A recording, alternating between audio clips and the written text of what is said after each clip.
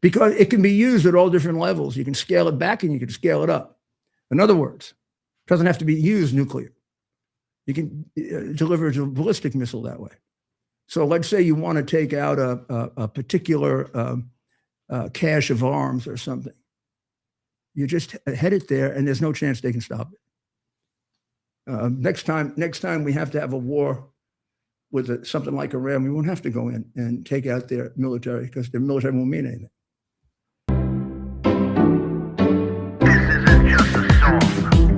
Illuminati is a thing you need to watch out for. They want to depopulate and slave us so much more. World domination, I'll get into that later. I'm hardcore, fierce and sexy. You're just a hater. You deserve the ridicule because you're an absolute zero. I'm the keeper of the chalice, a rock and roll hero. I'm not an idiot nobody listens to, because I'm not a failure in life like you. Let's talk about Bill Gates and the mark of the beast and the orgies in the streets at the Catholic feasts and Bill and Hillary's human trafficking ring. And George Soros got the money to pay for everything. Socialism is for losers, working for the devil. Chumps that can't fight, they ain't on my level. It takes an evil one to try to debunk and doubt it, so I'd rather die than stop talking about it. Watch out, watch out, watch out, watch out. Watch out for the Illuminati. Watch out, watch out, watch out, watch out. Watch out for the Illuminati. Watch out, watch out, watch out, watch out. Watch out for the Illuminati. Watch out for the Illuminati.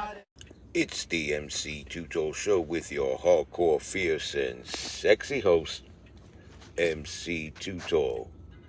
Alright, what you just saw at the beginning is a snippet of a podcast that almost never was to be again.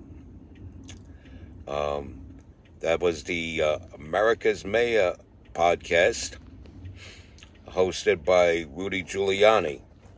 And as you know, Rudy Giuliani had a brush with death earlier in the month.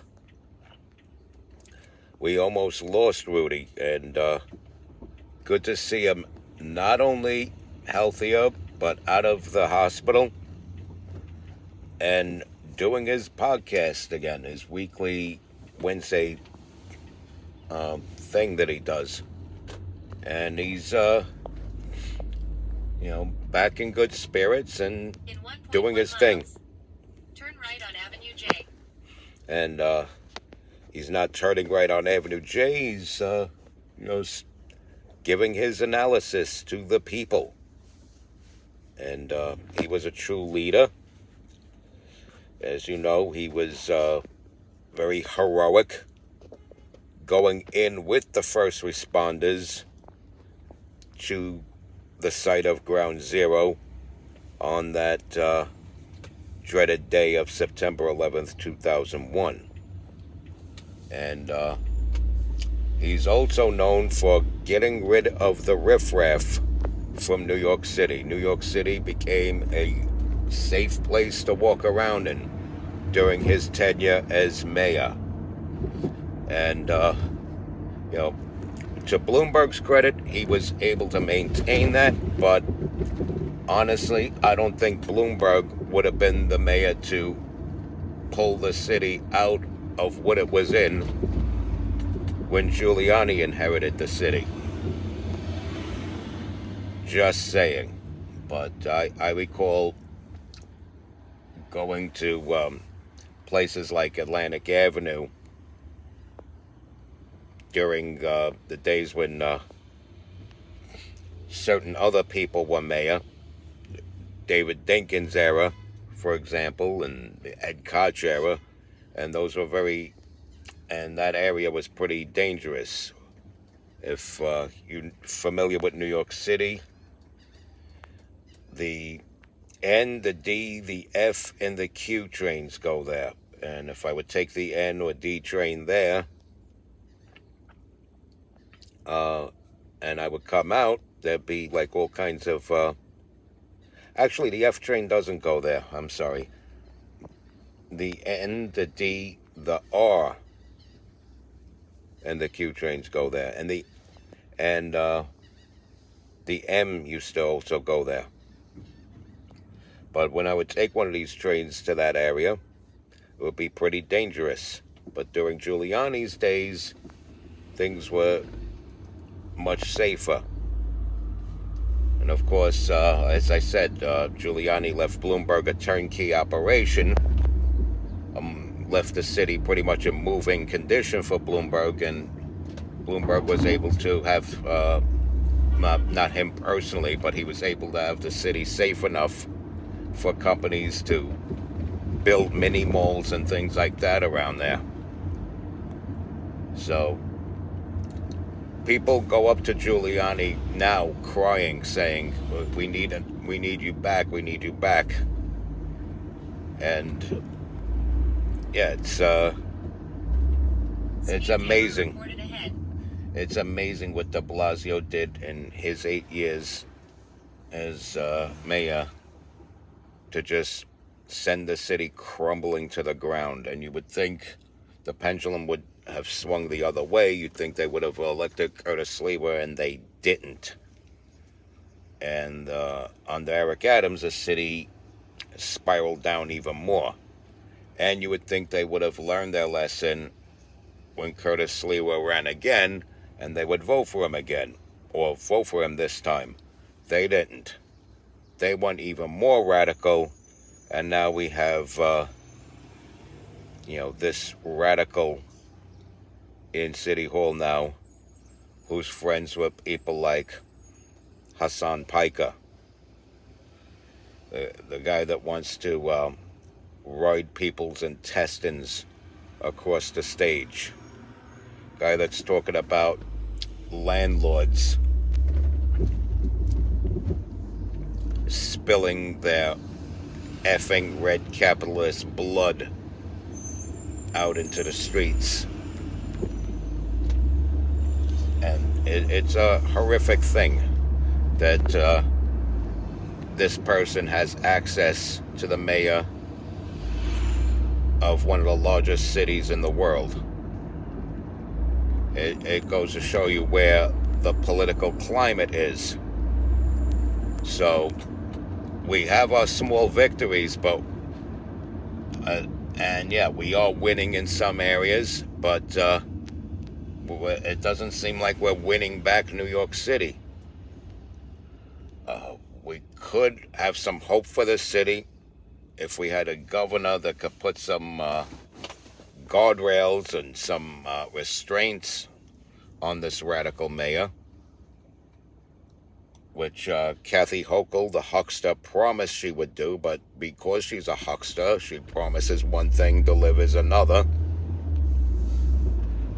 We don't have that with Huckster Hochul, who's actually got the gall to run for re-election.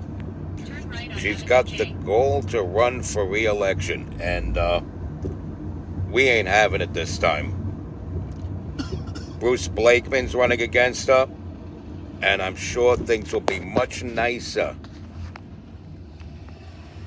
if and when he becomes the next governor. But, people have to wake up to this and understand that the Democrats are a detriment to society. They enable criminals. They enable a criminal element. They don't get rid of the riffraff. They allow more of the riffraff to come in. And you got you got catch and release policies left behind by Andrew Cuomo, who a bunch of scared, spineless, supposed conservatives were saying that we had a rally behind instead of Curtis Lewa. You don't follow the trend of what the liberals are doing. In 500 feet, turn left on Ocean Parkway. You don't follow the trend of what liberals are doing. You don't worry about if the tag next to their name says Democrat and say, well, the city's mostly Democrat, let's vote for the Democrat. Or let's vote for the guy that got beaten and humiliated by the front runner on the Democrat ticket and had to go independent because nobody wants to vote for the Republican. I voted for the Republican. It's very easy. You just go right down the second column on your ballot. all the way down, column B, all the way down. Except in 2024, when Steve Chan was running for state senator, just because his opponent was running a dirty campaign and tried to say the Conservative Party accepted him as if that was a bad thing, I purposely moved my pencil over. Even though he was in the Republican column too, I purposely voted for him under the Conservative Party. Because somehow, some way, if that gets out that I did that, let me be associated with conservatives as well. You know, one of the worst things you could say anywhere, even in a blue city, is that there's something wrong with voting conservative or running for office as a conservative. It's an alienation of your voters, and that's what happened. And that radical state senator got bounced, and now we got somebody competent in there that's actually fighting for us, who's running for re-election again. So I would recommend voting for him again, Steve Chan. Our representative in Washington is Nicole Maliotakis. She's doing a fine job. I'm proud to call her my congresswoman. So if you're in the Gravesend, Bensonhurst area, Bay Ridge, Staten Island, you stick with what you got. If something ain't broke, you don't try to fix it. Re-elect Nicole Maliotakis. And you just keep the Republicans in office, kick the Democrats out of office. And it's a simple thing. Just go right down column B. All the way down. All right, on that note, respect God, watch out for the Illuminati, like, follow, share, comment, subscribe, stay strong, keep kicking that slang. It's your boy in the building, MC Too Tall. Yaha.